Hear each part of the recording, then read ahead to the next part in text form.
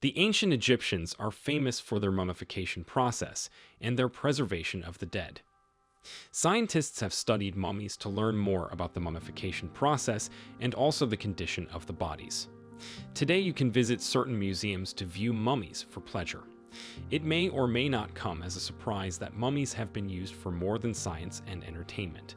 This video explores 7 surprising ways mummies have been used over time, including paper and medicine. As fertilizer. It is well known that cats were highly valued and even worshipped in ancient Egypt, as they were thought to bring good luck and protection to the home. One reason for their importance is Bastet, the ancient Egyptian goddess of protection. Bastet is often depicted as a woman with the head of a cat. Cats were so highly valued that they were mummified and buried just like humans.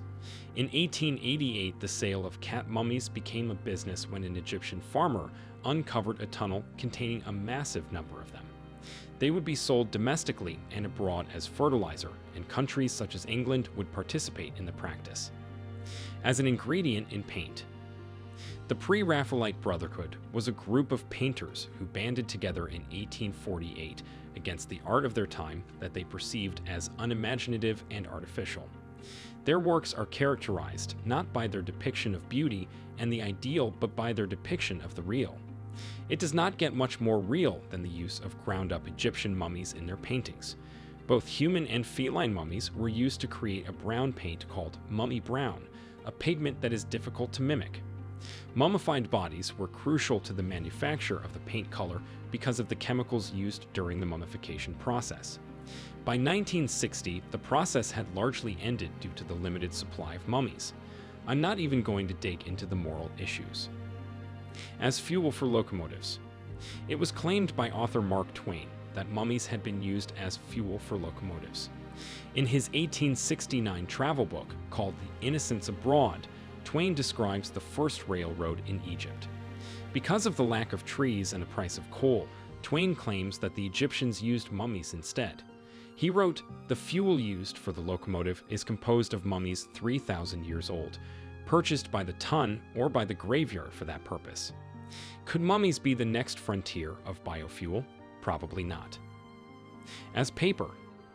While this may potentially be a myth, some believe that due to a paper shortage in the 19th century, Americans used mummy wrappings instead. Isaac Augustus Stanwood, who was involved in the paper industry, supposedly imported mummies from Egypt and used the linen wrappings to create paper.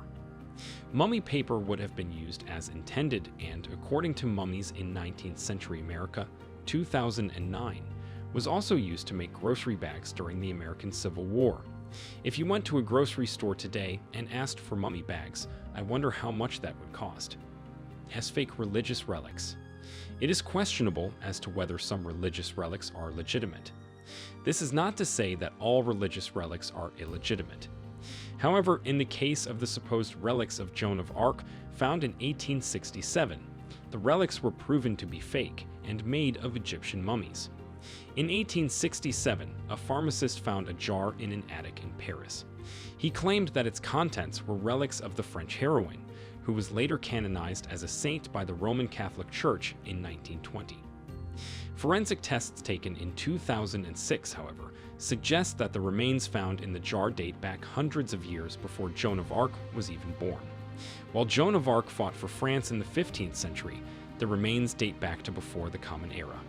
In fact, tests suggest that the remains are from an Egyptian mummy and a cat. I would say that's still a pretty good find.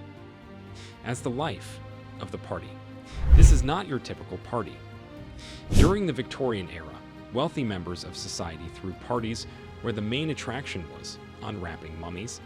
The English surgeon Thomas Pettigrew made this practice popular as he transitioned from unwrapping mummies for scientific benefit to unwrapping mummies for entertainment. The practice fell out of favor when people agreed that these human remains should be treated with more respect. Mummies would still be unwrapped for scientific purposes until the invention of the X-ray, which makes it possible to study a mummy without removing its wrap. As medicine. Ground-up mummies were used as a prescribed medicine as early as the 16th century. The medicine was called mumia and could be ingested by swallowing or rubbed into an injury. It was believed that mumia could treat ailments such as coughs and epilepsy. Mumia was even used by royalty, such as King Francis I of France and King Charles II of England, to protect their health. Because of the high demand, some took to digging up Egyptian graves and tomb robbing for the valuable bodies.